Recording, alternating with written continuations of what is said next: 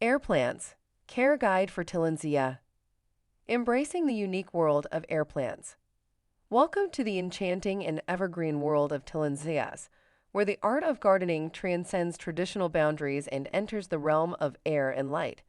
This comprehensive guide is dedicated to unraveling the mysteries and showcasing the beauty of these remarkable plants, often affectionately known as air plants. Tillandsias, a genus in the bromeliad family, have captivated plant enthusiasts worldwide with their unique ability to grow without soil, sourcing nutrients and moisture directly from the air.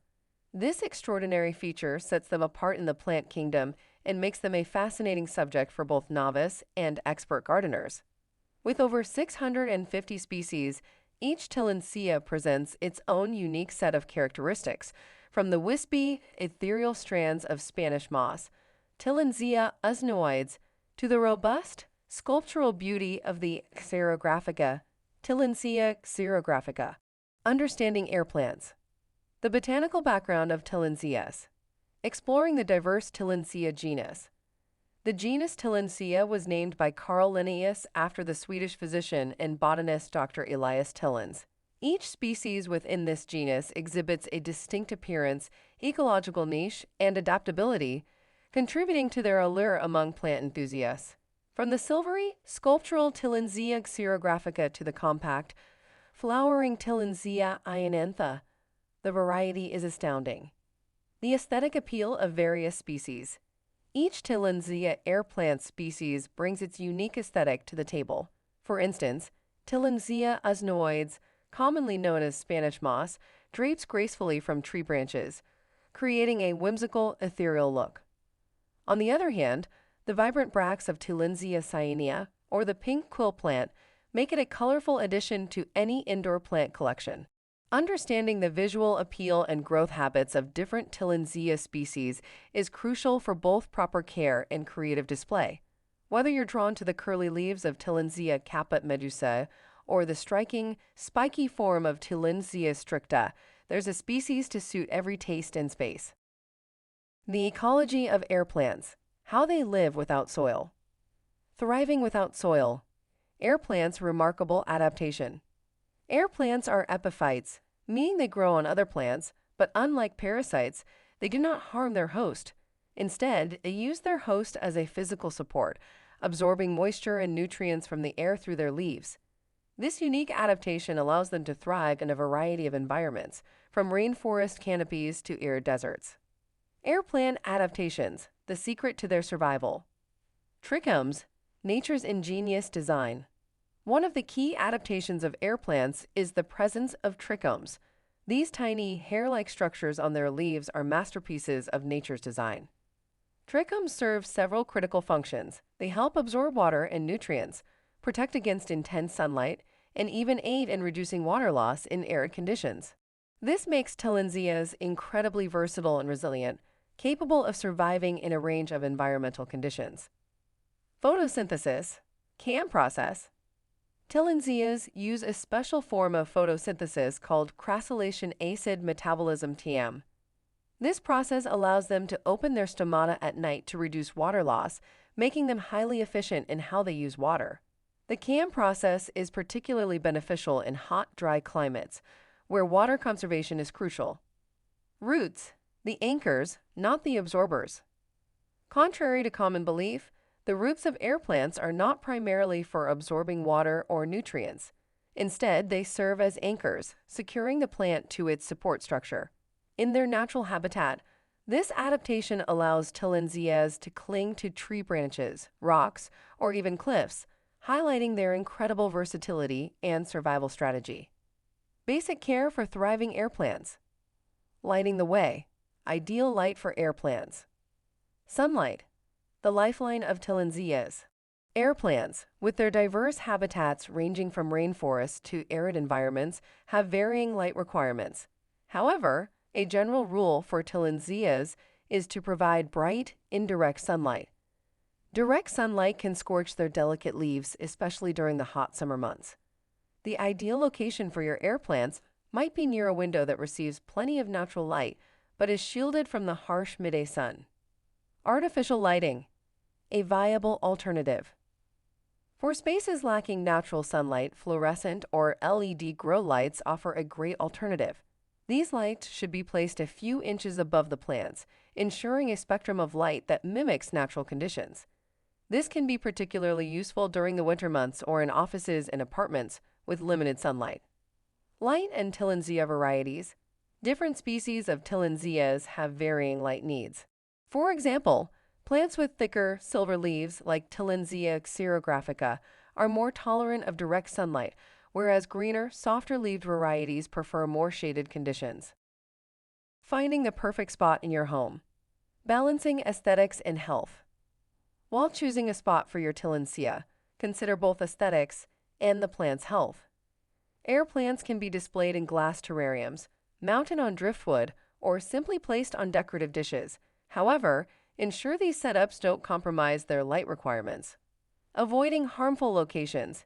Keep air plants away from air conditioning or heating vents, as these can create dry conditions harmful to Tillandsias. Also, avoid placing them in bathrooms unless they receive adequate light, as too much humidity can lead to rot. The watering paradox.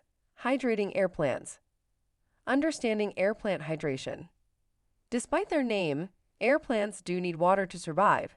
The frequency of watering depends on the environment and the specific species.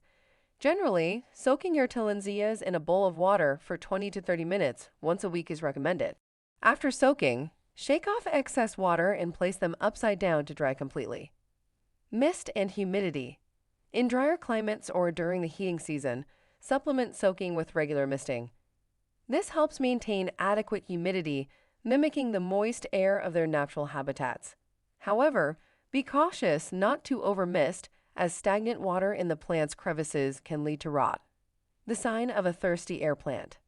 A thirsty Tillandsia may have curled or rolled leaves, indicating a need for hydration. Regularly inspecting your plants can help you adjust your watering schedule to meet their needs. Simple watering techniques and schedules. Soaking, the optimal method. Immersing air plants in water is the most effective way to hydrate them. Use rainwater, pond water, or tap water that has been left out for 24 hours to allow chlorine to dissipate. Gently shake the plants after soaking to remove trapped water. Scheduling watering. Create a watering schedule based on your home's specific conditions. Factors like air circulation, humidity, and temperature play a significant role in how often your Tillandsias need water. The comfort zone, temperature, and humidity needs. Ideal temperature range.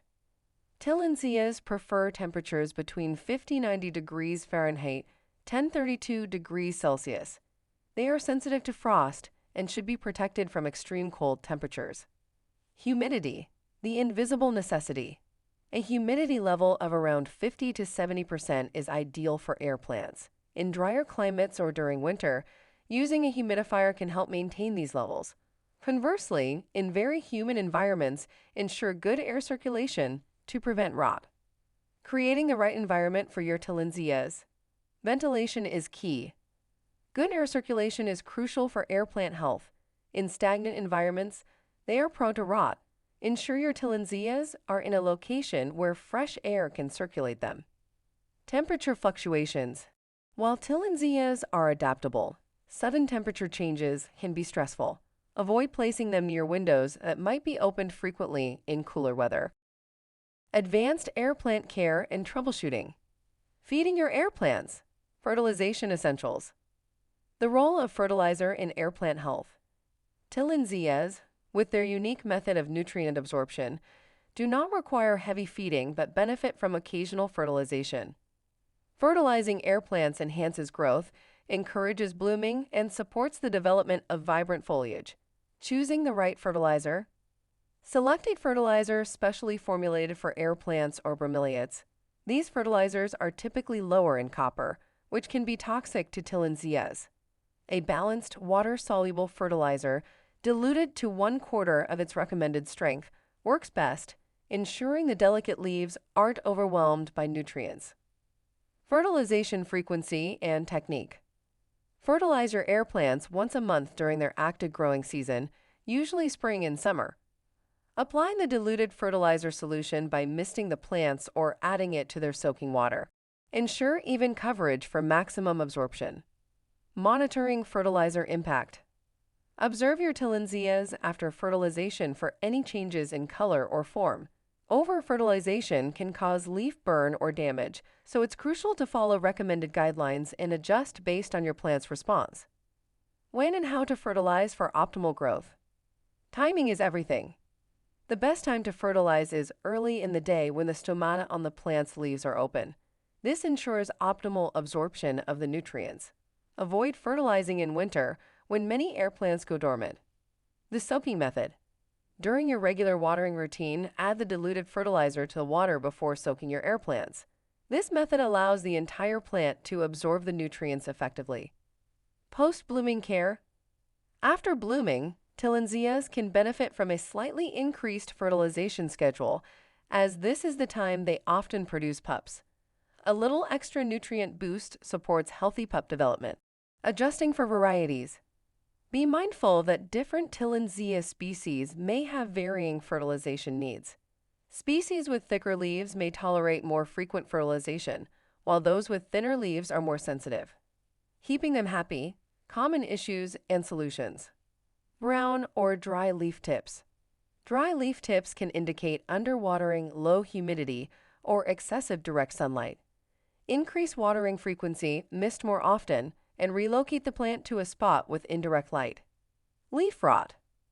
Rot typically results from excess moisture. It's crucial to shake off excess water after soaking and ensure your air plants dry thoroughly. Improve air circulation around the plant to prevent future occurrences. Fading or pale leaves. This can be a sign of insufficient light. Move your Tillandsias to a brighter location, ensuring they still receive indirect sunlight. Pests. The unwanted guests. Air plants can occasionally fall prey to pests like aphids or scale. Treat infestations with a gentle insecticide or a mixture of water and mild soap. Regularly inspect your plants for early detection. Identifying and solving typical air plant problems. The troubleshooting checklist. Check the plant's color. Is it vibrant or fading? Inspect the leaves. Are they healthy or showing signs of distress? Evaluate your care routine. Are watering, lighting, and fertilizing aligned with the plant's needs? Creating an ideal environment. Ensure your air plants are in an environment that mimics their natural habitat as closely as possible. This includes the right balance of light, air circulation, and humidity. When to seek help. If you're unsure about a problem or how to solve it, don't hesitate to reach out to local nurseries, gardening forums, or fellow Tillandsia enthusiasts. Often, shared experiences and knowledge can provide the best solutions. The importance of patience and observation. Remember, changes in plant health can take time to manifest. Be patient and observe your air plants regularly. Keeping a care log can help track what works best for your specific Tillandsia collection. Expanding your collection. The joy of propagation, growing more air plants. Understanding the propagation process. Propagation, the process of growing new plants from existing ones, is a thrilling aspect of air plant care. Tillandsias naturally reproduce by sending out offsets, also known as pups. These pups emerge from the base of the mother plant, offering an easy and rewarding way to expand your collection. Timing for propagation. The best time to propagate your Tillandsias is shortly after the plant has flowered. This is when the mother plant starts producing pups. Patience is key, as it can take several months for these pups to develop to a size suitable for separation. The cycle of life in Tillandsias. Propagation is not just about growing new plants. It's a continuation of the life cycle of your Tillandsias. As the mother plant ages and reaches the end of its life cycle, the pups ensure the survival and growth of new generations. Step-by-step guide to propagating Tillandsias. Identifying pups ready for separation. When pups are about 1/3 the size of the mother plant, they are typically ready to be separated. This size indicates that they have developed enough to survive on their own. Tools and techniques. Use a pair of clean, sharp scissors or a knife for separation. Gently hold the mother plant and the pup, and carefully cut between them, ensuring each plant has its base intact. Be careful not to damage the pup's leaves.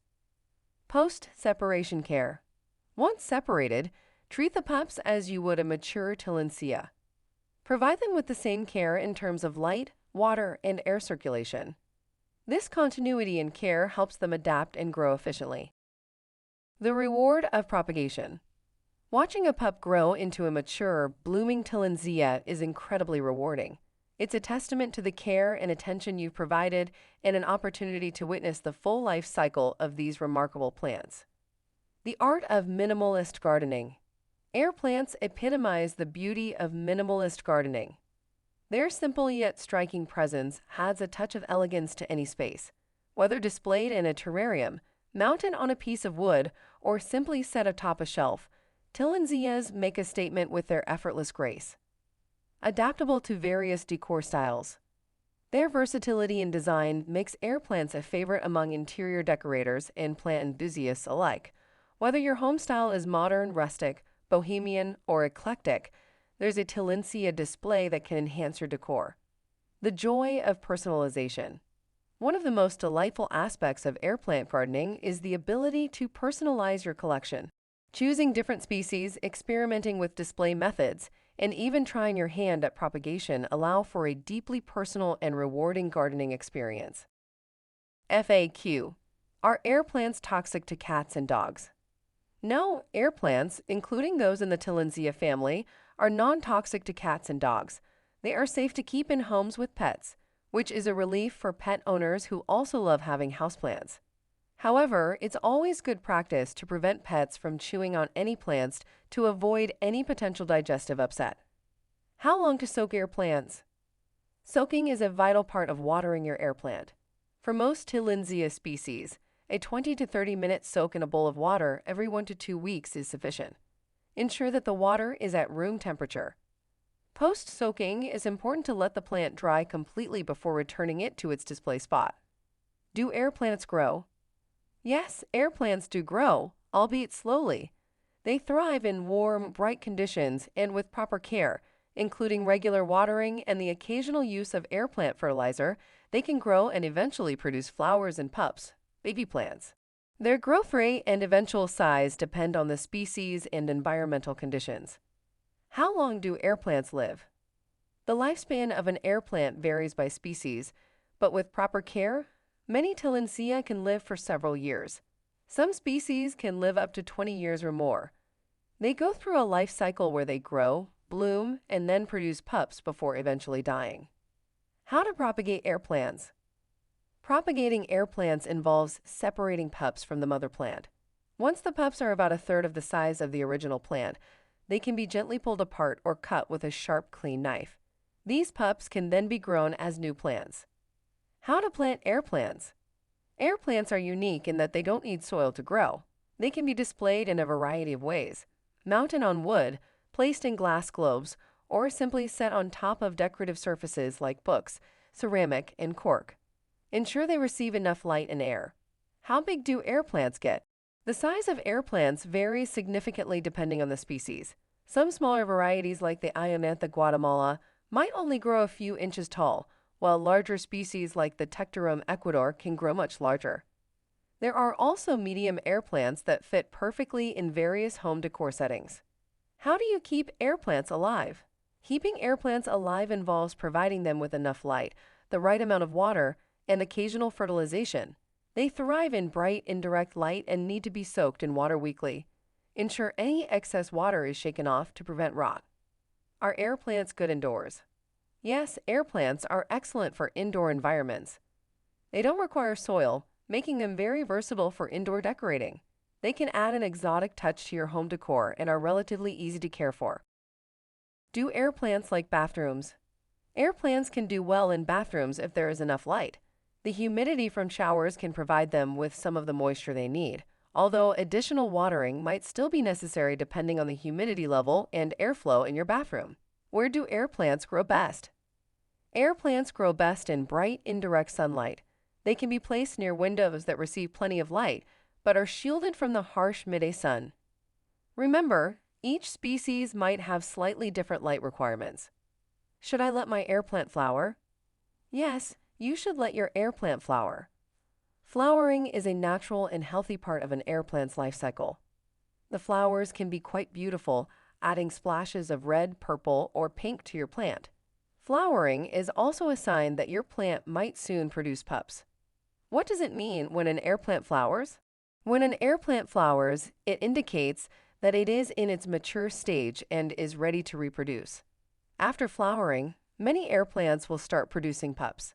These flowers are not only visually appealing but also signify the health and well-being of your plant. In summary, these air plants, with their minimal care requirements and stunning diversity, provide an excellent opportunity for creativity, relaxation, and connection with nature. As you delve deeper into the world of air plant gardening, you'll find that the joy and fascination these plants bring are truly limitless. Happy gardening!